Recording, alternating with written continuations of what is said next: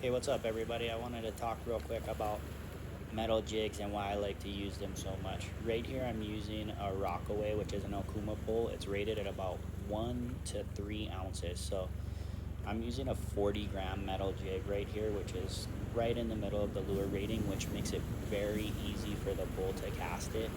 The lure does all the work of pre-loading the tip of the pole to give it a nice long fling. Right here, I'm kind of going over some shallower areas, so I go a little bit faster. When you're going over grounds that you think are anywhere from 6 to 8 feet, you kind of want to move the lure pretty quickly, keeping it only about 2 to 3 feet deep. Right here, I'm trying to represent a fish that's giving its last couple kicks. Metal jigs never swim that perfect. I'm getting ready to send it a little bit deeper, so right here I'm kind of popping it to see how well it flutters.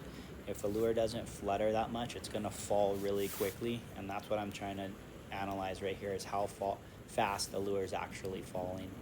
So I'm going to cast the lure a little bit more to the left, where I know it's anywhere from like 40 to 60 feet deep, depending on how far I get it out there. So you'll see right here, I actually put a little more effort into casting this than I did the last one.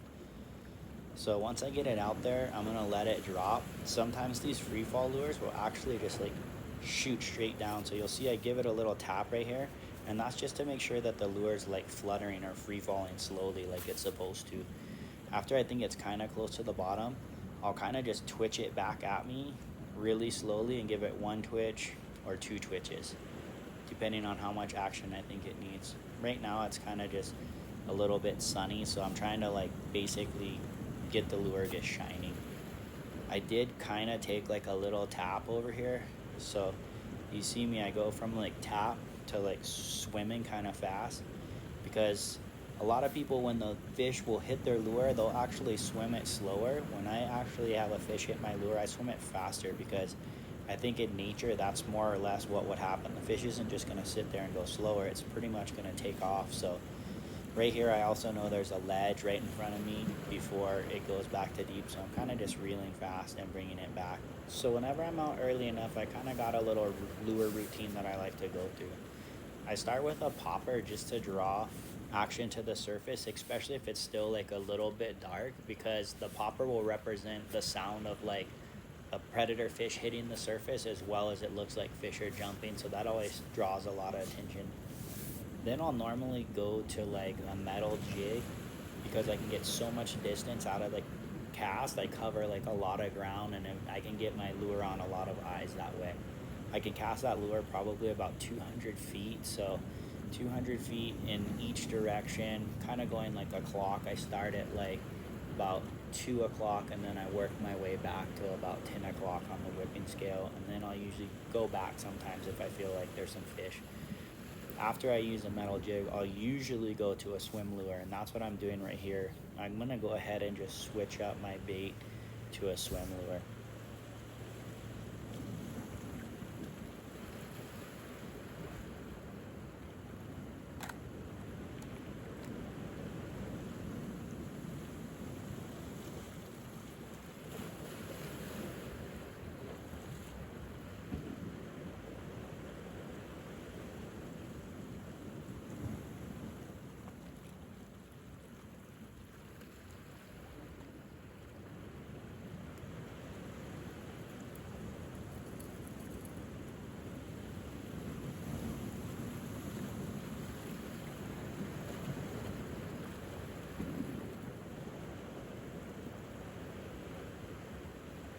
So I decided to go with the Yozuri deep dive lure. It dives anywhere from 6 to 8 feet, which will put it in the middle to upper column of this water that I'm in right now. I kind of got a bite on the metal jig in that area. That's why I picked this lure, to kind of go a little bit deeper, and I can swim it slower because it's not going to sink to the bottom. The metal jig, I can never really swim slow, so that's why you'd want to go to a swim bait after.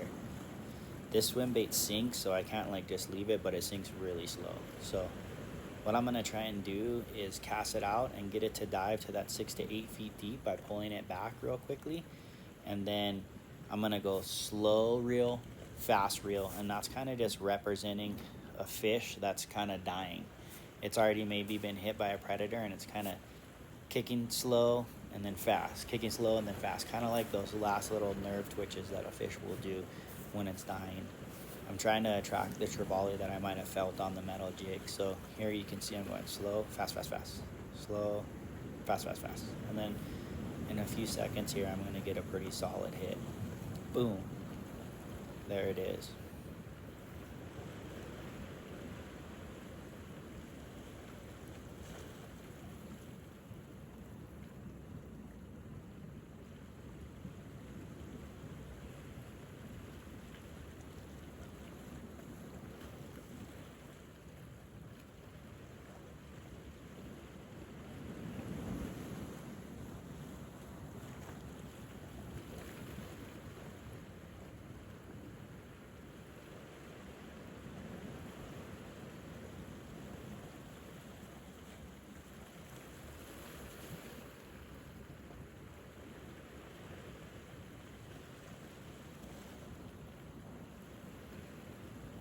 So I'm about to land the fish right here. I got a little landing spot I like to use. It's right in front of me, but right as I went to pull him over there, there's like another ledge and the surge started pulling him down. So to get an advantage, I had to jump up on these other rocks.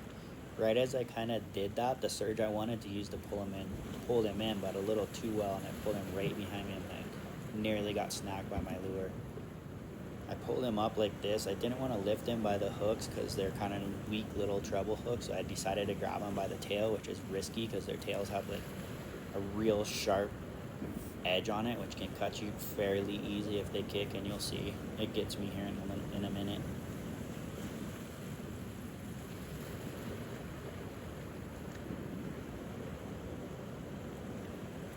Got him good that time.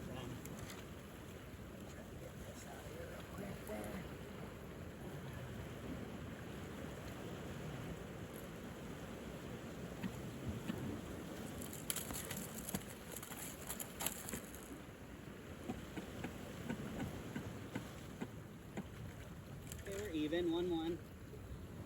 1-1, he got me, I got him. He got me, I got him. Stay still, I'm gonna pull his bias. Get this up out of your mouth.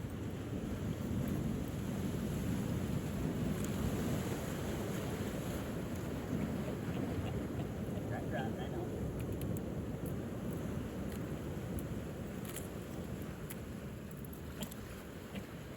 He got me a good one. He kicked his tail. It dug into me a little bit. I'm gonna rinse my hand real quick and try and get a photo. Another solid one. I think it's like a, basically it's a Yozuri, but I think it's kind of like a Rapala setup. Slow jammed it. Check, kick. Slow jam, kick. This was the result. Super stoked.